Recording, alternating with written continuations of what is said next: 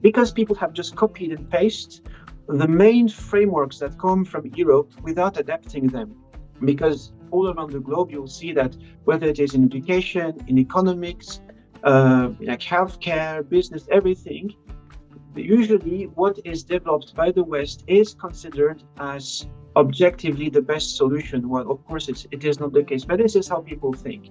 Although the empires of yesterday are no more, we cannot talk about the post-colonial world. The world is still very much colonial in the way it is.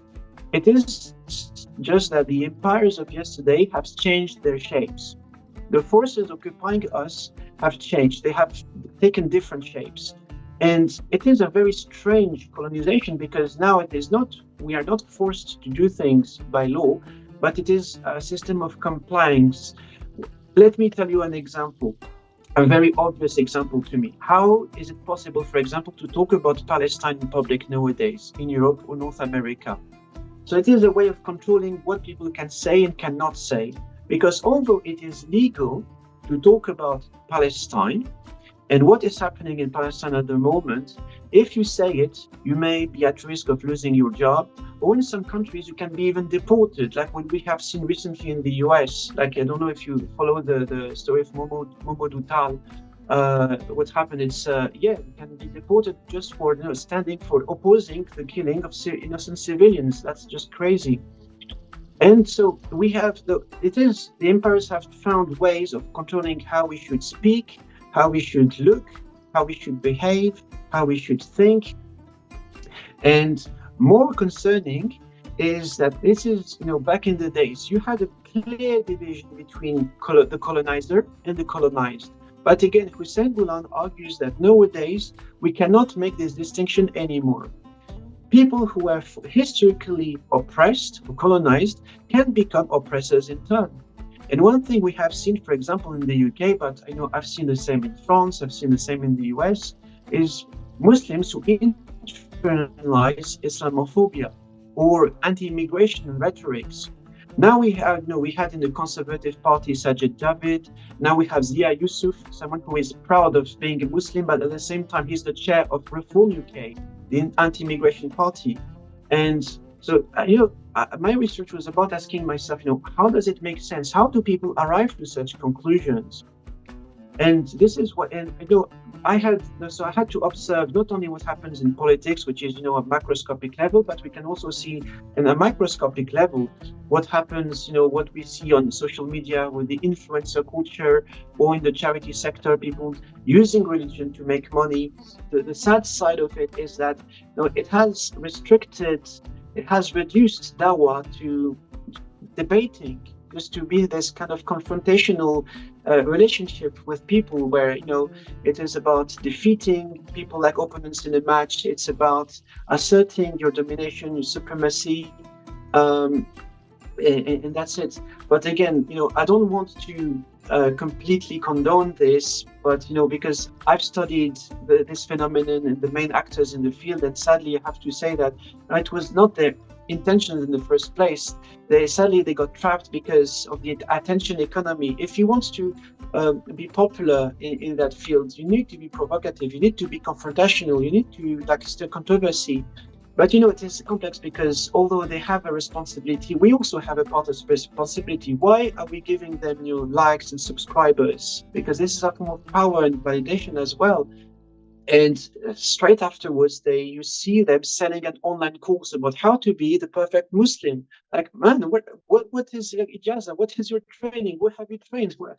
And because they've realized that we have this, I would call this a post-colonial kind of trauma or self-esteem crisis still ongoing.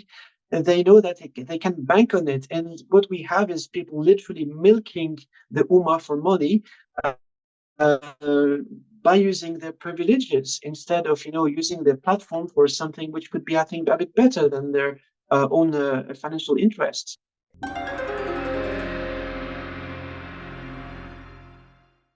Assalamu alaikum wa rahmatullahi wa barakatuhu, Dr. William Barylo. It is an immense pleasure and an honor to have you on the counter narrative. I would like to introduce you to the audience first and foremost. as one of the most entertaining and thoughtful online creators I've seen in a couple of months that I've actually caught up with your channel. You provide very insightful, very timely, and actually scientific and really kind of qualified opinions about the Muslims in the West. And I think that this is something that has, first of all, informed me a lot about what's happening with the diaspora, but also from a Muslim European of native descent. So your perspective is very, very different and unique, and also very valuable in terms of what you bring into the Muslim community right now. May I ask you to introduce yourself formally to the audience, what you do, your projects, and also a bit of your background history, inshallah.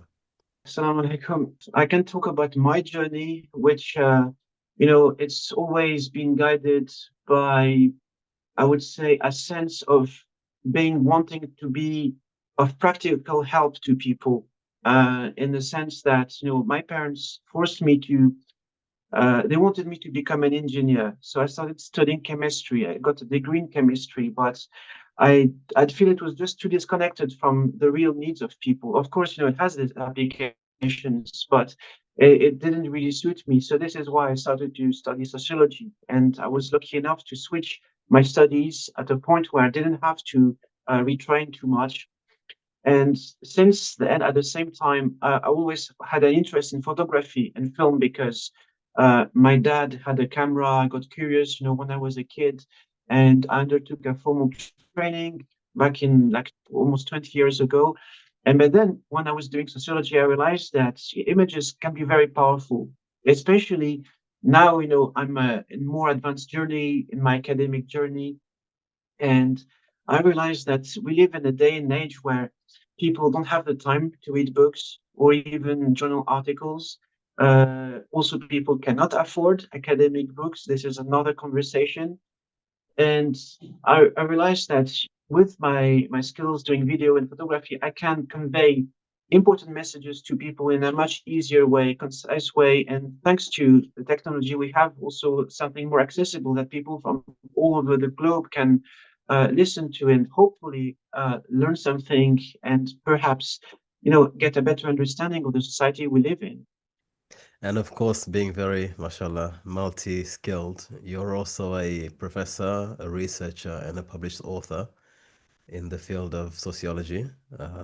You've also released a book recently, the second of one of two books you've released in the past, about Muslims in the neo-colonial empire. So I'd like to ask you first and foremost, what does a neo-colonial empire mean, and how do Muslims fit within that framework in your book? So the term I use is not neo-colonial, but metacolonial. And this term has been coined, it's not my invention. This term has been coined by Professor Hussein Bulhan, who is a professor in psychology and who is also the founder of the Frans Fanon University in Hargeisa in Somaliland. So Mashallah. he coined the term 10 years ago in 2015. And so he studied the stages of colonialism in Africa from the occupation of land and then with the new colonial elites, when the empires left and put in place of them uh, local people, but who were serving the interest of the former empires. And now he has observed how the healthcare system works in Sudan, specifically the mental health care in Sudan. And he realized that this is completely disconnected from the local context and the needs of the people of Sudan. And because people have just copied and pasted the main frameworks that come from Europe without adapting them, because all around the globe, you'll see that whether it is in education, in economics, like healthcare, business, everything, usually what is developed by the West is considered as objectively the best solution. Well, of course, it is not the case, but this is how people think. So he has observed very strange things in the sense that now, not on, like, although the empires of yesterday are no more, there we cannot talk about a post-colonial world. The world is still very much colonial in the way it is. It is just that the empires of yesterday have changed their shapes. The forces occupying us have changed. They have taken different shapes. And it is a very strange colonization because now it is not, we are not forced to do things by law, but it is a system of compliance. Let me tell you an example, a very obvious example to me. How is it possible, for example, to talk about Palestine in public nowadays in Europe or North America? So it is a way of controlling what people can say and cannot say, because although it is legal to talk about Palestine, and what is happening in Palestine at the moment, if you say it, you may be at risk of losing your job. Or in some countries, you can be even deported, like what we have seen recently in the US. Like, I don't know if you follow the story of Momo Dutal. What happened is, yeah, you can be deported just for standing for opposing the killing of innocent civilians. That's just crazy. And so we have the empires have found ways of controlling how we should speak, how we should look, how we should behave, how we should think. And more concerning is that this is, back in the days, you had a clear division between the colonizer and the colonized. But again, Hussein Boulan argues that nowadays we cannot make this distinction anymore. People who are historically oppressed or colonized can become oppressors in turn. And one thing we have seen, for example, in the UK, but I know I've seen the same in France, I've seen the same in the US, is Muslims who internalize Islamophobia or anti-immigration rhetorics. Now we had in the Conservative Party Sajid Javid. Now we have Zia Yusuf, someone who is proud of being a Muslim, but at the same time he's the chair of Reform UK, the anti-immigration party. And so, my research was about asking myself, how does it make sense? How do people arrive to such conclusions? And this is what, and I had to observe not only what happens in politics, which is, a macroscopic level, but we can also see in a microscopic level what happens, what we see on social media with the influencer culture or in the charity sector, people using religion to make money. And even, at a personal level, if, let's take the example of, if you have had to change the way you dress or your accent, the way you speak, just to fit in, let's say in a work environment, or not to be taken away some rights, because there's always a cost. This is the thing with colonization. It's not illegal to be yourself, but it has consequences. You may be deprived from job opportunities, from career progression, from marriage opportunities, let's say. Um, so if you had to change or sacrifice parts of yourself, or not only parts of your ethics, your morals, what you stand for, like you probably have been in experiences this form of colonization, because if I will look at my own story, I am a child of metacolonialism, in the sense that even though I'm not Muslim and my parents come from Poland, so it was not a former colony. But when they migrated to France, they didn't give me a Polish name. They called me William, an English name. And because they said you're everywhere in the world, people are going to be able to pronounce your name, which is actually not the case. If you like in Pakistan, people say William. So I have that even in Poland, actually, Um, and they didn't teach me their language. They didn't teach me Polish.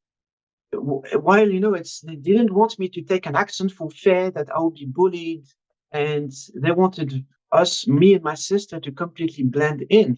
So, and when it comes to religion, they're Christian, but they didn't teach me about what are Christian values, because it was something very cultural.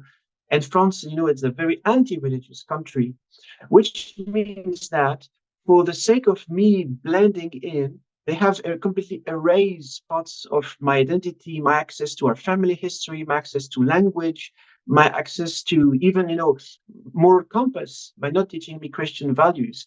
So this is, a phenomenon that affects not only people who are from former colonies, but it can affect even some kind of, let's say, a random white male from the north of England.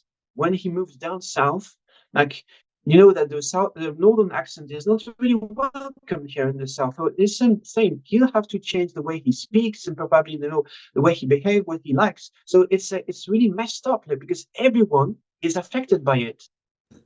Thank you for that introduction. And you also talk of neoliberalism as well, and the Muslims within that context.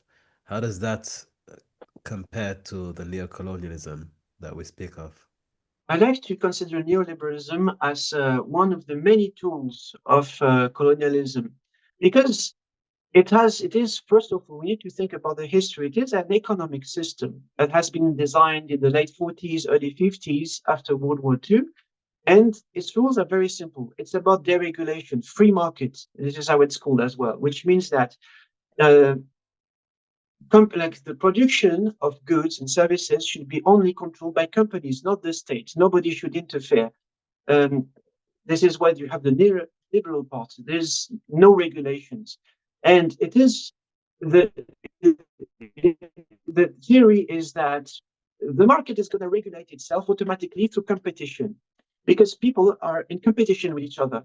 The thing is, in the 1980s and with Thatcher in the UK, Reagan in the US, this, which started as an economic system, became a way of life, as strangely as it sounds, which means that it has become a culture which rules all parts of existence, how we see ourselves. This is what, led us to define ourselves with, what job do you do, how much do you earn, how big is your house, because it's a culture that needs to, like, quantify everything. It is this culture, this the myth of the self-made man, that, even if you come from, the poorest background possible, you can become a billionaire just by yourself. Well, we know, if you've done a little bit of business studies, it's impossible, literally. Like, every single, like, CEO and billionaire, they're not self-made. There's always a background story with lots of different people involved. And it is something that has propelled this cult of individualism, that you can achieve everything, you can transcend the borders of the barriers of race, class, gender, whatever, escape racism only by yourself, and only if you work hard enough. And as I say, if it was about hard work, I think most of our parents should be millionaires by then. Why is this not the case? So no, it was never about hard work. It is what I call a theology of liberation, because it is something which is semi-religious. And when people talk about the cult or the religion of money, this is for simplifying what it has become. It is this culture that if we want to escape our condition, we need to be rich at any cost. We need to attain power, we need to attain fame, because now all these are linked, power, fame, and money. And this has, what I have seen in my fieldwork is that it has taken the place of people's moral compass, not only Muslims, but literally everywhere. If you look at, for example, um, the Christian evangelists in the US and the culture of mega churches, people doing these celebrations and masses in stadiums, and preachers who become literal millionaires by just preaching the word of God. It's almost like a cult. And now what has happened is, you see people importing this kind of culture in the UK, as you have maybe seen in the charity sector with some fundraising dinners, the rise of superstar shuyukh, and like all other, like, religious celebrities. And this is huge, because instead of using our frameworks, even cultural frameworks, let's put that religion aside for 1 second. We have bought into this narrative that we need to grab power at any cost, because it is a culture of domination. Like, what can you dominate? Control. And well, of course, it comes at a cost, because nothing is free. And if you become rich in this world, it is at the detriment of some other people, like we see, in the fast fashion industry, or many other cases. So you have mentioned Muslim charities and organizations that perhaps have adopted this new model of seeking power and influence. Can you give us some examples from your field study? You've done some work in the past when it comes to Muslims, especially Muslim youth, setting up organizations and challenging the status. Can you give us examples of where perhaps it's going wrong currently within the Muslim community? Yeah, so if you want to talk about charities, I think one of the main example is this culture which is called volunteerism, that have been developed in the like what we call humanitarian charity sector. which is again a very, very colonial way of behaving. Because let's talk about, for example, how a charity, okay, it comes from a good intention. I don't deny that.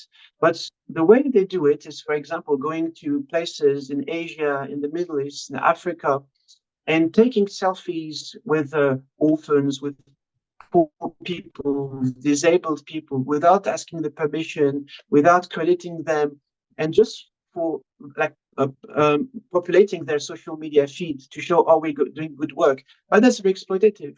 And in one of my presentations, I compared the pictures, the selfies taken by these charity workers in Africa, Asia, and the Middle East, and pictures in the same areas taken by British colonial officers, and you will see that the resemblance is really striking.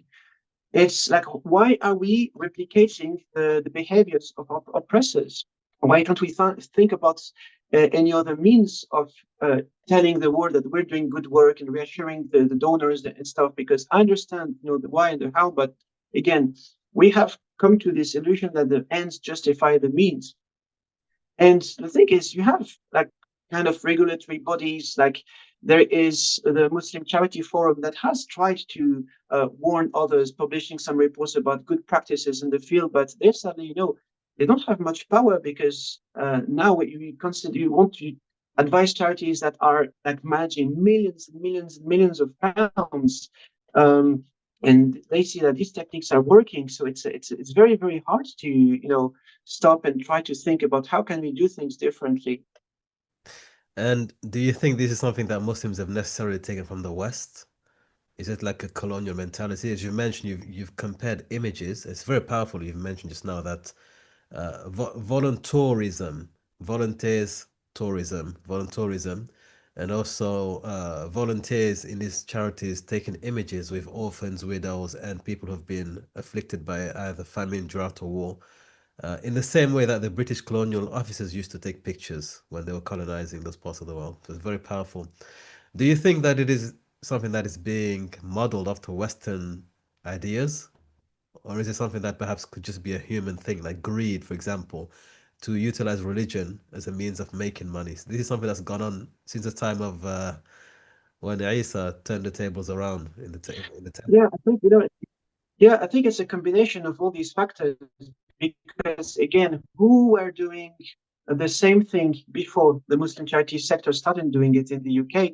It's the American missionaries slash humanitarian charities who were using the same techniques, and because in the US you have this culture of if you're a student you go volunteer with a charity in Africa and Asia. It's you don't do much for the people, but at least it provides you with a line on your CV. So people just go there to get that line on your CV and prove that they're active in other parts of the society, and that's pretty it. And that's really, really concerning because you just, it's like people, donors' money who is wasted on this almost kind of school trips without providing any benefit to the people locally. And that's really alarming because, again, that's just very exploitative. And how can this be reformed then, based on your studies? Because you have written a book on Muslim change makers where you analyze, study the various charity organizations run by Muslims in the West. Uh, how can this be reformed? What sort of action can be taken to reform this trend in the West in the charity sector? I think, yeah, it can be reformed. Uh, how easy though, I don't know. But the good news is that we have lots of small organizations that showed me that it's possible to do things differently. And I think one of the like reasons is because we have come to a culture of mass production in a way, and in conjunction with the individualization of the society, which means that, let me give you an example. Even if we take my wife's parents' generation, how did they used to give charity? So my wife's parents are born in Pakistan, and they still have family in Pakistan. So when they moved to the UK, what they would do is they would give money to their family members, and the family members in the villages would give money to the people they knew needed that money, people who were poor, people who were hungry. So it was there was a human link. There was a chain of transmission, let's say, for charity. And now with the era of social media and internet, um, we have this like we have these multinational charities that have become the middleman, and where we have come to this paradox of now, if you want to, let's say that we're approaching Eid, and for Kurbani, people are just shopping around. What's the cheapest Kurbani I can give? As if it was a burden to give Kurbani. And we have this very inhuman experience of browsing websites, comparing prices, just like as you would do for any kind of electronic products. And just donate your money, and boom, that's it. We forget about it. But what I've seen, the most powerful ways charities, the small scale, do it is really beautiful, because you have this possibility of maintaining this human connection if you stay small enough. Because I've volunteered in like lots of charities that do, for example, soup kitchens. And it's perfectly fine to give. You don't have to give your zakat to a country abroad. It can be, locally. We have poor Muslims here in the UK. We have poor people, families who can struggle to make ends meet, who struggle to like buy meals for the kids. So I'm pretty sure that every one of us, everyone in our families, we know here and there someone who might be like eligible for zakat. And I think this is something we forget. And what these small charities reminded me is that we don't have to we don't have to like sever the connection with like humanity. We can still participate even locally, even if people don't have always the means to give money, but even we can do something with our hands. It also counts as a sadaqah. If you go to a charity and you prepare or you serve the meals to the homeless, you sit with them, that's a completely valid way of doing charity. So it's just, I think because of we have become more individualized and in our bubbles, like we resort to the easy option. We resort to, but again, it comes at a cost, and the cost is a human connection. Absolutely, absolutely. And it takes away from the ethos as well of charity giving in the first place, which is to bring the hearts together, to tie the bonds of humanity, rather than a corporatized form of fundraising, which is what we're seeing now, the McDonaldization of Islam, Islamic preaching and Islamic industry. I wanted to touch a bit more about the issue of Muslims in the West, because we're both in the UK. And as we know, there are many social forces at play right now. There are many shifting tides, pardon the pun, because we've got the boats coming in, we've got the immigration crisis, we've got, the housing crisis, the financial crisis. So, and the political crisis, there is now a fork in the road. We're seeing massive shifts in terms of political dialogue and narrative, and also the general public speaking. At the heart of this are Muslims, for better or for worse, at the heart of these discussions Muslims, and Muslims specifically in the West, in the post-colonial era in the West. This morning, I listened to an interview with the leader of the opposition, Kemi Badenoch. She describes some of the unwanted immigrants that come into the UK and cannot fit in because the cultural gap is too vast. She made many quite hard-hitting statements, one of them being that not all cultures are equal. Some are better than others. Okay, and she's talking specifically about Muslim subcontinent. She also came under fire for describing Muslims of the subcontinent of specific regions as peasants. Now, you've written this morning about immigration, and you write that we cannot assume that all cultures are equally valid. So which cultures, in your view, are less valid than others? Oh, lots. Cultures that believe in child marriage, for instance, or that women don't have equal rights. I actually think it's extraordinary that people think that's an unusual or controversial thing to say. Of course, not all cultures are equally valid. I don't believe in cultural relativism. I believe in Western values, the principles which have made this country great. And I think that we need to make sure that we continue to abide by those principles to keep the society that we have now. So which particular cultures then would you say are less valid? Because as you've said, your words, not mine, some people think that that is a controversial thing to say. So which cultures would you specifically say are less valid than others? So it's not about labelling cultures. Culture includes a lot of things. I'm not talking about cuisine, I'm talking about customs. And I think that cultures where women are told that they should not work, I would knock on doors. I'm sure Penny and Jake had this. You'd knock on doors and you'd see somebody at the door who says, oh, I can't speak to you, I will get my husband. I don't think that's as equally valid as our culture. But the point I was making in the op-ed was about immigration, that immigration is something which we need to make sure we get right. We didn't before. And there were three things I said we needed to do. One, numbers matter. I was quite surprised that Rob actually misrepresented what I've been saying. Numbers do matter. Culture matters even more. Who comes into the country is absolutely critical. And leadership. You need to start from the top. It's no good simply saying we're going to lower immigration and outsource it. It has to come very much from the Prime Minister himself or herself. Are you saying, though, that if somebody in their culture who lives here in the UK, who might be a British citizen, who answered the door to you and said, I won't speak to you, I'd like you to speak to my husband instead, are you saying, you have said their culture is less valid, are you saying that people with those beliefs shouldn't be welcome in the UK? I am saying that if we want to have a well-integrated society, we need to make sure that we have a shared culture and a shared identity. This is a multi-ethnic society. That's obvious. I'm a black woman sitting here talking to you. But there is a difference between being multi-ethnic and being multicultural. I grew up in a place that was multicultural, and yet everybody looked the same. Conflict arises when you emphasize difference. We need to emphasize the thing that we share. Being British, British values, the things that we talked about, freedom, equal rights, personal responsibility, not discriminating people because of their sexual orientation. There are some cultures that do that. I don't think that a culture that thinks gay people should be stoned is as valid as ours. This is not a controversial thing to say. But the other thing that I think is needed is looking at cultural issues. There are two cultural issues which I believe have been identified, two cultural issues. One is on the perpetrator side.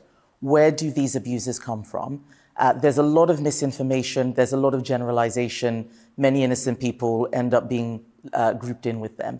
But if you look at it, there is a systematic pattern of behavior, not even just from one country, but from sub-communities within those countries, people with a particular background, particular class background, work background. What background is that? You know, people very, very poor sort of peasant background, very, very rural, almost cut off from even the home origin countries that they might have been in. They're not necessarily first generation. The jobs that they were doing, taxi drivers, jobs which allowed them to exhibit this predatory behavior. Okay. So this is the sort of language that has become more and more acceptable in public spaces. And there is a tide, like there is an existential crisis, I think, within the European mind concerning the Muslim other. How do you interpret this? Do you think we're living at the precipice at the moment, and where the Muslims place themselves when it comes to either reacting, or what's the experience, you know, in terms of the general, your perspective on things currently? I think it's a very difficult time for many reasons. And one of the main reasons I can see at a social level, as like society level, is that the problem is, you know, these kind of rhetoric that are anti-immigration, anti-Muslim, if you examine them, they don't make any logical sense. Because I did a thought exercise about, you know, what if by magic we remove all Muslims and all immigrants from the UK? Is it going to solve anything? And of course not, because you're still going to have people struggling to feed their kids, make ends meet. You'll still have crime. You'll still have inequalities. You'll have still people like struggling, and you'll still have people greedy for money and power who will exploit the others. So this is the problem is why it doesn't make sense, why it appeals to people. There's, first of all, people don't have the time and the space to just stop and reflect on, do these arguments actually make sense? Are they based in any kind of, like, what evidence are they based on? We don't have the time anymore because people are just too busy. And especially when it comes to people on the lower end of the social economic ladder, people are in survival mode. And so, you know, when you are in survival mode and you just worry about, you know, how I'm going to feed the kids, how am I going to pay the rent, how am I going to pay the bills, and you just, you know, hear all these messages, Like, how can you even have the time to consider that they might be wrong or that they might be right? So that's one thing. The other thing is, because of the survival mode, people have, there's a neuropsychological explanations to that. That's a human thing. Our brain is very sensitive to threats, and this is how we are geared. And this is where also we focus much more on negative news than what is positive, because there's an organ in the brain called the amygdala, which is the seat of our flight and fight response. So when this organ is triggered, it's very instinctive. It's very, very hard to control it. Well, the human being, I'm not going to expand on this, but we have with frontal cortex that allows us to make rational decisions and, say that whether our guts feeling are right or not. Because otherwise would be completely screwed. But this thing is, if we think we are in flight or fight response, it is very, very difficult just on a psychological level to make like cold rational decisions. And I think people who are populists, whether it is on the far right or else, they know how to play on these feelings. So you have this double whammy thing that makes people, they're basically trapped. They're not able to figure out, what's that, what should be the priorities, and think that, maybe the biggest problem in the country is immigration.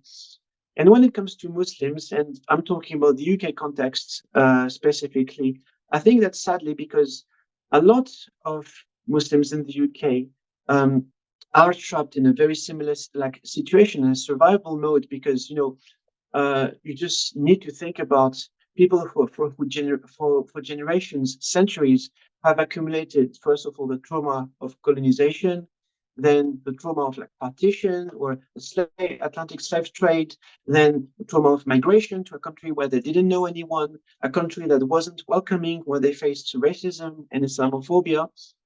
And so people didn't have the tools how to deal with society, plus all the systemic barriers. So I refer to the study made by a friend of mine, Mohammed Qasim. He did a study on the Muslim gangs of Bradford. So because he was a gang member and he went to prison, then he did his PhD and decided to do his research on his former friends he had in Bradford in the gangs and their kids. And he describes them as being in a state of siege. Because think about it, the society doesn't give you job opportunities, career progression. You don't know how to navigate the society. You don't know how you can help your parents moving out of a council estate. And at the same time, you have a community. You have the elders, the uncles, the parents who are themselves stuck in survival mode because they have sacrificed themselves to just survive, bring food on the table and stuff. So they didn't have the tools to teach the kids financial literacy, how to write a CV, how to ace job interviews, what are the career options here in the UK. So they're basically stuck in a vicious circle, and this is why we see a lot of reaction to that, which I think I completely understand. But it's also even if you look at the higher circles of academia, how many studies have been made about Islamophobia, systemic racism, what is harming us, how the government, the media, society, all the institutions, the authorities are harming us. But how many studies have been done about what are the solutions? What should we do next? How can we just resist the system? How can we heal from the wounds of the society? How can we even flourish? I think people are really, really traumatized, and it's a very, very difficult moment to be in. And how do you think this compares to, because we have Muslims in diaspora across the world. There are some in Australia, others in America, North America, across Europe as well. How does this then explain the disparity in terms of the material progress of Muslims, for example, in America, who are relatively more educated and better off financially speaking? They have communities, and I believe they're building mega mosques at the moment, or mega cities, Muslim cities. How does this actually, how do we explain that disparity between Muslims who are in another part of the West, but are seemingly doing better under those circumstances compared to those perhaps in parts of the UK that may be subject to certain limitations in society? Is it a Muslim problem, or perhaps is it a geopolitical issue, potentially based on where they live in the West? I think it's clearly a geopolitical issue, because even if we look at the UK, you have different migration patterns. You have people who, like my wife's parents, who came to this country with literally nothing, who lost all of their lands because of partition. But at the same time, you have Muslims who were, for example, living in Lahore, who have accumulated lots of wealth. And when they came to the UK, they were able to set up businesses, invest in many things, acquire lots of properties, and send their kids to private school, then for the kids to go to Oxford and Cambridge and become lawyers and barristers. Of course, you have always exceptions. You have people who literally came from nothing and were able to attain these positions. But still, I think it's you have, in the same country, you can have polar opposites. And same when we think about the UK. Now, I've seen some crazy things as well in the UK, like how people, let's say, invest in the arts and culture. People donating, let's say, £10,000. They're just a private individual for Muslims to organize a retreat in Hawaii. This is, unthinkable in the UK. But at the same time, in the US, you have these kind of people who are like extremely wealthy, extremely educated. But at the same time, you have Muslims in other parts of the country, whether we're talking about Michigan, whether we talk about Missouri, especially, Black Muslims who didn't have access to the same opportunities because of obvious racial and systemic barriers. So I think what we're seeing is just, polarization because of these different contexts. Where do people come from, but at the same time, what kind of opportunities they're given in their host countries. And it's quite interesting because, okay, we have the colonial framework and the discussion of colonialism and its after effects on Muslims and generally those who were colonized and find themselves in the Western world later on. How much of that do you think is still can be used as a valid basis to assess the development or lack thereof within the Muslim community? Can we still hold on to colonialism as a determining factor for how we are in certain parts of the Muslim community in the West? Is it something that you would say is a predominant factor, or is it perhaps something that we have to reassess in the modern age that we live in? I think I believe it is still a very much valid tool, because it explains a lot of the history for a lot of people. But again, the world is changing very rapidly, and it doesn't explain everything. It can explain part of it, but there are many, many, many more factors and variables at play, as we've just talked about it.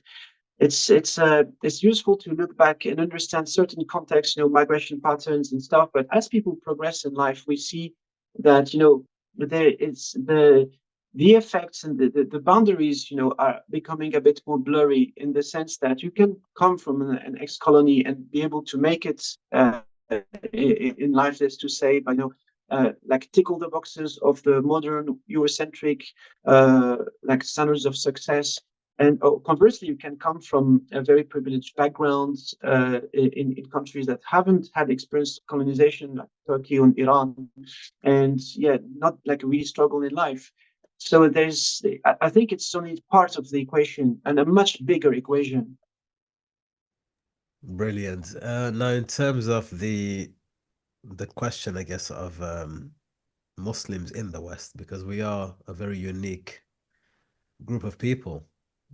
I believe it's the first time in history that we've had so many Muslims living in non-Muslim lands en masse. So, two questions here. The first one being, does the West owe us anything as we live in their country? Do they owe us anything? That's the first thing. The second question is, what can we as Muslims in these lands contribute to these societies? Or what do we have a duty to contribute into this? And if so, what can we contribute? So the first part is, do these lands owe us anything? And secondly, if we are here, do we have any duties of responsibility towards these lands that we live in societies? I truly believe that, if you have wronged people, if you have oppressed people, you need to you need to take the right steps for reparations to take place. But the thing is, this is an area where I'm not really specialized because people have all sorts of opinions about, what does reparation means, how it should look like and stuff.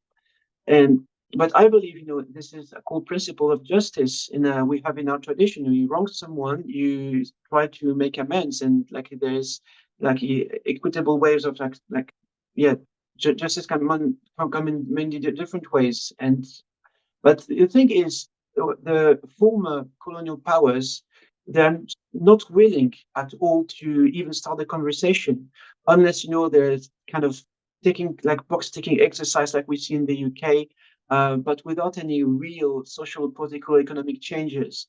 Um, so I don't. The thing is, although I really believe that they these former colonial powers owe reparations, I think that realistically, at least in the time being, we cannot expect anything from them. And we sadly as it sounds, we're kind of on our own. Although, I always believe that there's good-hearted people here and there, so we need not to ignore them, even in some of the top institutions, because like I've seen them, I've met them, my wife has met them. It exists. But the problem is how the structures are geared. It's not just one or two good-hearted individuals in these structures that are going to be able to enable the change. It has to come from, we need a greater, I would say, a critical mass for things to actually happen, for the empires to eventually collapse from the inside. So that's one thing. And when it comes to our role, I want to refer to the words of Rabia Mali, who is one of the co-founders of the Rabbani Project and the Green Deen Tribe here in the UK. So it's a movement which is geared towards reflecting on our role on earth as khilafah, as caliphs, as stewards of the earth. Because we have clear verses in the Quran. The earth is your masjid. Um, I had a question at an event recently. Do we really belong here in the UK, in Europe, in America? And into this, I just referred to this verse because it's very, very powerful. Even if we're in a land where people don't necessarily really like us, uh, we still have a duty of stewardship. And what does it mean, a duty of stewardship? It's not only about taking care of the earth, the plants, and the animals. We also have a duty of stewardship towards the people around us, whether they are part of our family, our friends, or even the people who might oppress us in a way. I mean, it doesn't mean that we need to sacrifice our mental well-being, engaging with the far right like some shuyukh wants us to do. But I believe that we have a duty to make life better for the people around us, whether it is just our neighbors, our family, whatever capacity we have. And I think this is something that people, especially in the previous generations, have struggled a lot with because, they had um, a different homeland as well. And now we know for people who are born here, raised here, who grew up with the culture here, and many people who lose the links to their parents and ancestral homelands. I think, as Rabia says, we need to plant like a roots here. We need to get familiar with the terrain here, whether we talk about the natural environment, be familiar with the plants which are around us, whether it is the social terrain, the political terrain. How do people think? Well, and so on. So we can be here as we are people who follow the way of the Prophet, peace be upon him. And if we know that the Prophet was sent as a mercy here on earth, um, so he was sent as a mercy not only to the whole of creation, the plants, the animals, and the people. So if we say that we are following the prophetic steps, so how can we ourselves be as well a mercy to all of those around us? I think this is the main question. It's a wonderful statement. We should be a mercy for those around us, wherever we are on earth, and a blessing as well for people. So that brings me to the final question in the segment, which deals with Dawah. Dawah, to invite people towards the path of Allah subhanahu wa ta'ala, to invite them to Islam, to show them the beauty of Islam. This is something that, according to many scholars, is one of the reasons why Muslims can migrate outside of the Muslim world into non-Muslim parts of the world to convey the message. The Dawah scene has, of course, developed over the decades. It is now a very different scene. There are very different dynamics at play.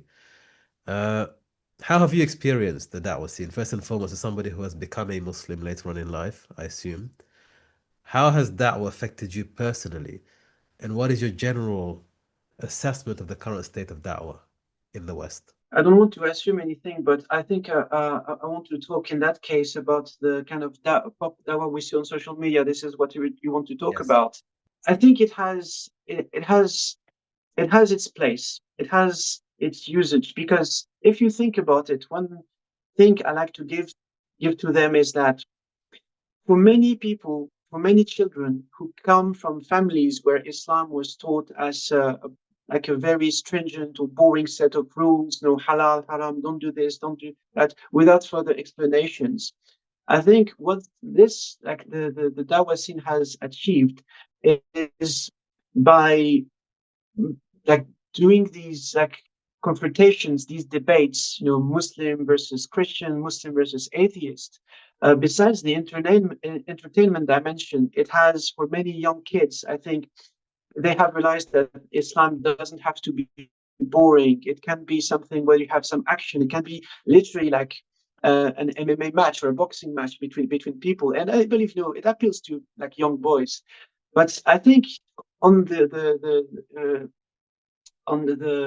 sad side of it is that it has reduced Dawa to debating, just to be this kind of confrontational relationship with people, where it is about defeating people like opponents in a match. It's about asserting your domination, your supremacy.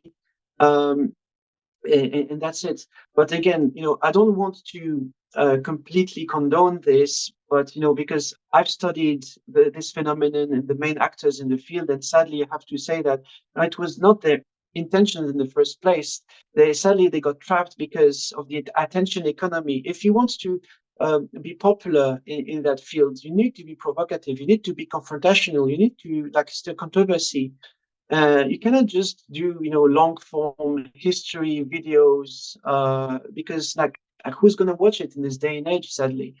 um, but it is complex because although they have a responsibility, we also have a part of responsibility. Why are we giving them likes and subscribers? Because this is a form of power and validation as well.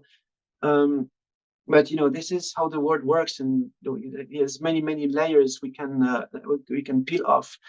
So yeah, I think, because if we think about Dawa through history, it came through many factors. And for example, I'm kind of fascinated and curious about how Islam spread in the South Asian continent or in Southeast Asia, because we have been told it has been through the arts, it is through trade. And I was wondering, what are the interactions? What did their interactions look like between these Muslim merchants and the local people?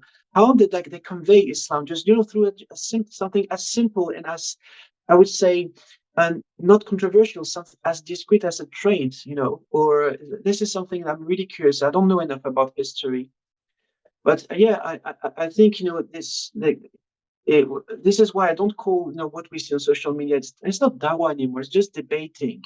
I think I found Dawa in the more, I would say, curious places here, whether it is in London or in France, where it's people were able to convey the right message just by either being themselves or doing something which is not necessarily related to the religion, just like serving the poor, caring about the environment, being, a good psychologist for people who struggle with mental health. Because the thing is, this Dawa scene also, I think it really focuses on Muslim versus Muslim relations. You have to be a particular type of Muslim to fit in this Dawa scene. For example, can Shia Muslims be considered part of it? What should your mother be for it to be part of it? Of course, it's evolving, but the thing is, as Muslims, we came here. We have as humans, we have been sent here to just spread the message for everyone, just not just for Muslims. This is something, even though I've been Muslim for now like 13 years, this is something I've realized very recently, that no, I'm not here to just serve my local masjid or serve only Muslims. I'm here because God wanted me to also serve my neighbors, serve, take care of the plants in my garden, and take part in like my local, council meetings and this kind of things. There's many ways of being a steward in society and spread the word. It doesn't have to be just like around religion, explicitly about religion or in religious spaces. But this is something I think people need to realize. And inshallah, it's starting a little bit. I want to be hopeful about this. Barakallahu feekum, man. I want to get your experience as a European white Muslim male convert.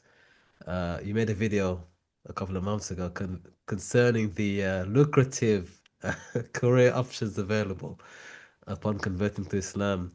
As we know now, there is not a trend, but there is a pattern of native Europeans becoming Muslims. And I think this kind of lends to the idea that in the future, there may be a sizable community of native European Muslims if the conversion rates continue to evolve in the same trajectory. But you have in that video you mentioned certain concerning factors when it comes to how the Muslim community embraces and treats these converts to Islam. So in terms of perhaps maybe your personal experience or your perception and understanding of this phenomenon, what can we learn from this? Or what have you observed as either positive or perhaps concerning patterns?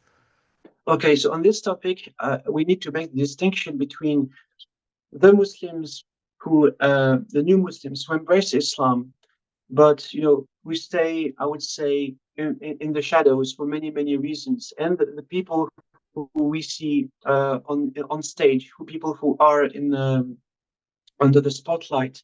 Because again, when it comes to society, I think the British Muslims in general, they're just, they're a broad reflection of the British society, or, whatever in the world, they're a reflection of their local society, how it is structured.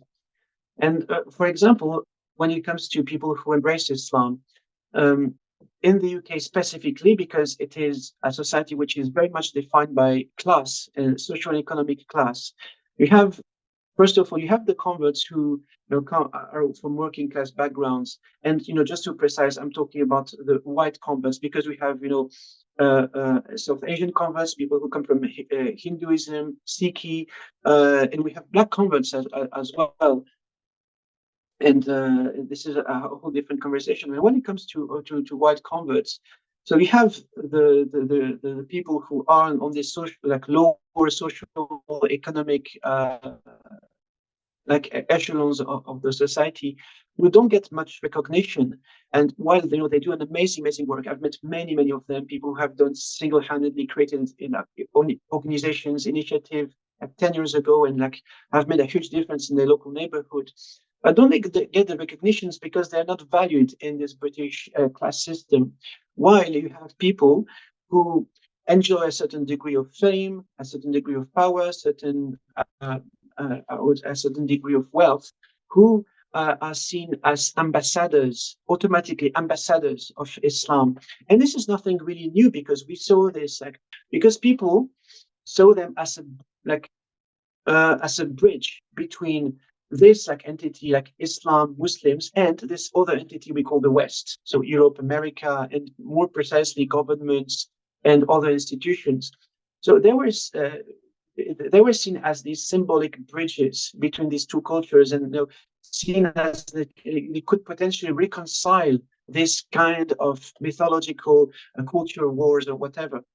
But now what we are seeing is just an evolution of these patterns. And you have a Muslim, you have white people who take advantage of this visibility, because again, we are talking, when it comes to Muslims in the UK, we're talking of people for who generations have been deprived from financial stability, media visibility, political representation. So when they see someone who identifies as Muslim and who enjoys these kind of privileges, who is already kind of famous or stuff, of course it's gonna attract, because it's lifts like our collective self-esteem in a way. That's they're Muslim, but they are kind of recognized by the main society. They are successful by the society standards.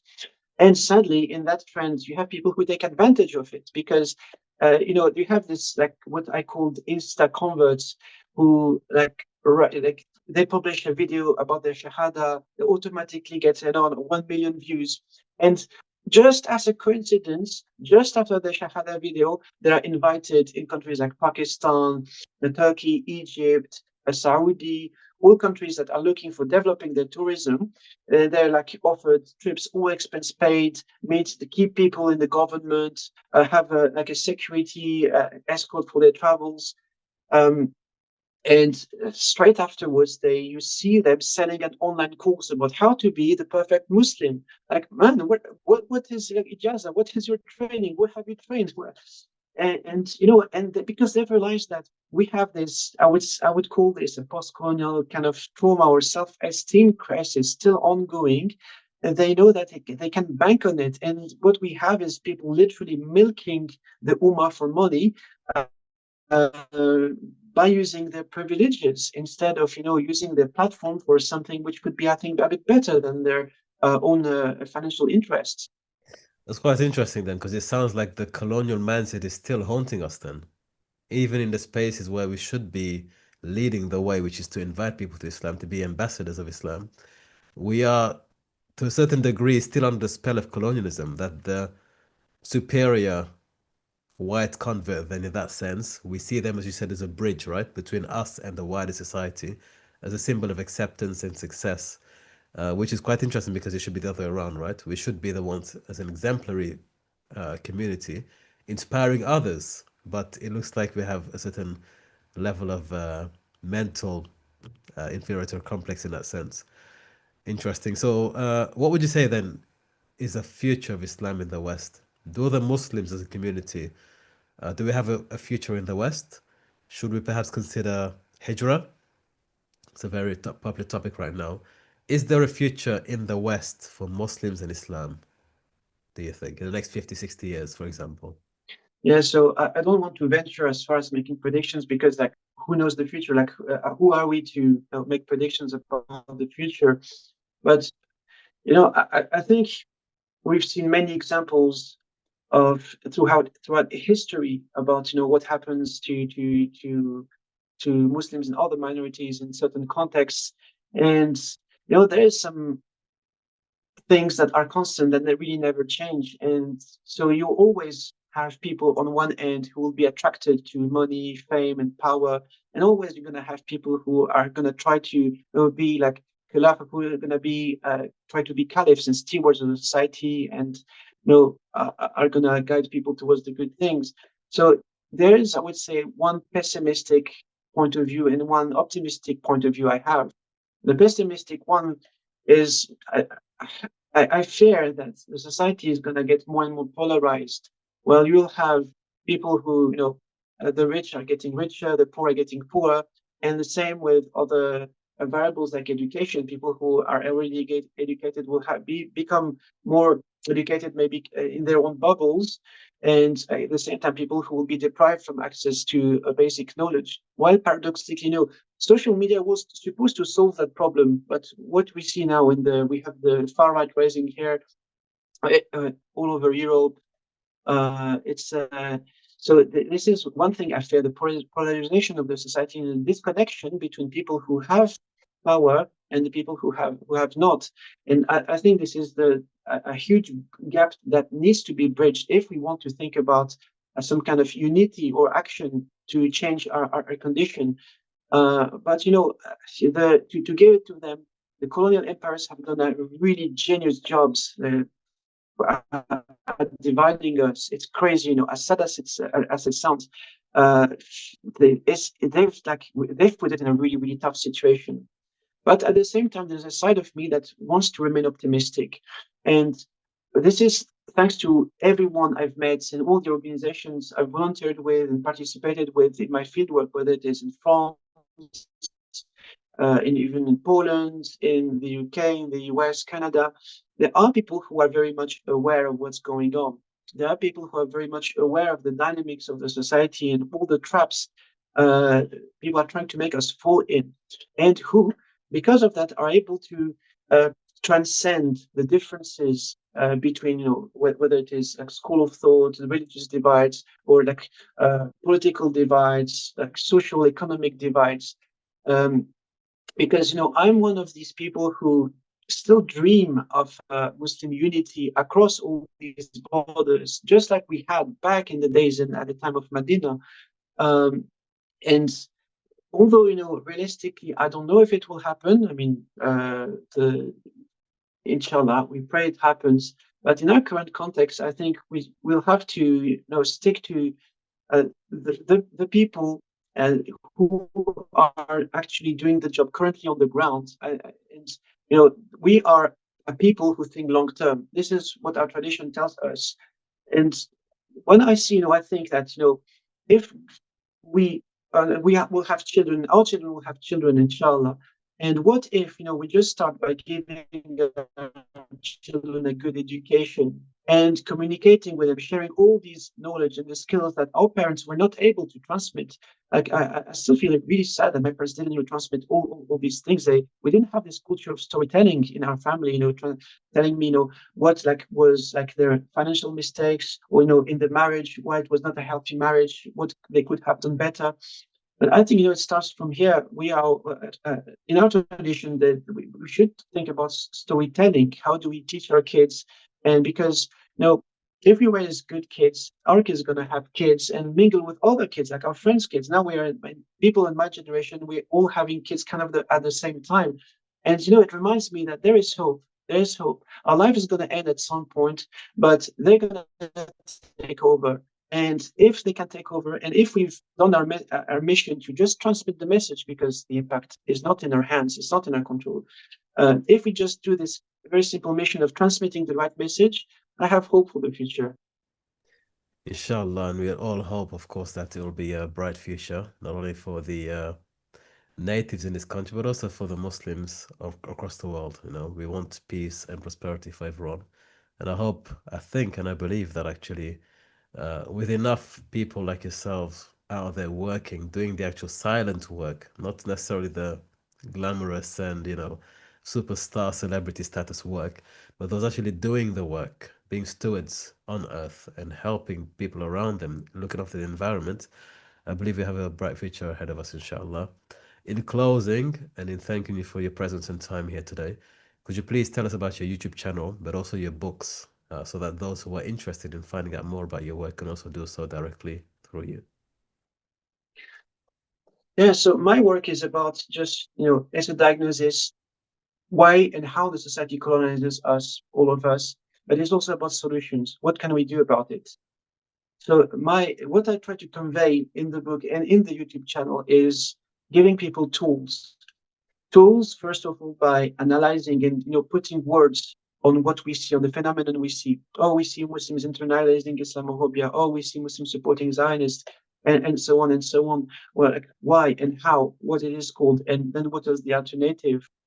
So, but because theory can be a bit complex, I also rely on examples. So my book, specifically, I talk a lot about. I tell the stories of the people I have met in real life and the people I have been meeting and working with for now more than 15 years. People who didn't start with any money, who didn't start with any resources, any big networks. They were not famous at all, but because they believed in the right ideas and they kept working and working and working, I have seen people who gathered maybe 6-7 people for workshops back in the 10 years ago, and now whenever they organize an event, there's 300 people, and they did it single-handedly without having big resources. And these stories give me hope, because these are people who have cracked the code. They have reversed it. They have find a way around the system. we are okay, we are in a society that gives us not many choices. Whether it's always like whatever we purchase, whatever we like, even opening a bank account, our hands are dirty. We cannot control that, but still there is a possibility to navigate around all the obstacles and the challenges and still try to make the right decisions. And I think these stories, whether it is in the field of the arts and culture, mental health, protection of the environment, community organizing, and much more, they showed me that, and all of us, that it's possible to do things differently. There is hope, even if the society tells us that there's no choice, that it's a very pessimist kind of perspective, because colonialism wants us to be pessimistic. They want to make us believe that there is no hope, right? But these people show that not only they had a dream, they had an idea, they made it happen. So if they did it, why is it not possible for us to do the same thing, or at least take part in it? Alhamdulillah. And where can we get your book, inshallah? Or your books? You have two copies. Yeah, so the problem is that because it's academic books, they're super expensive. So I always tell people, do not buy them. Do not buy them because it's just, I don't have control over the prices. Otherwise, I would have priced it like much less just to cover the printing costs. But that's how academic works. It is an industry that is, again, very exploitative. This is why I also, decided to leave academia and try to, transmit knowledge. There's different ways of transmitting knowledge. This is the main reason, actually, why I started my YouTube channel. It's because I want, despite this kind of gatekeeping policy in the academic publishing industry, it doesn't mean that knowledge has to be inaccessible. And this is why I wanted to turn all of my findings, all of the stories I've heard, and all these complex ideas, try to translate them into something more accessible for free, so people can benefit from it. Because inshallah, the book is they're gonna in a few months' time, they're gonna release what is called a paperback version, which is much more affordable. But in the meantime, it's not possible. So I still think I have a duty to make this knowledge accessible, because as much as we have a zakat on our wealth, for me this YouTube channel is kind of my zakat on knowledge. This knowledge needs to be shared, otherwise it's not valid. Barakallahu feekum, and you're doing well in that endeavor. May Allah bless you and crown your efforts. Inshallah, inshallah. And we genuinely hope to see more of you, inshallah, and also look forward to your new and future projects. Jazakallah khair. Inshallah.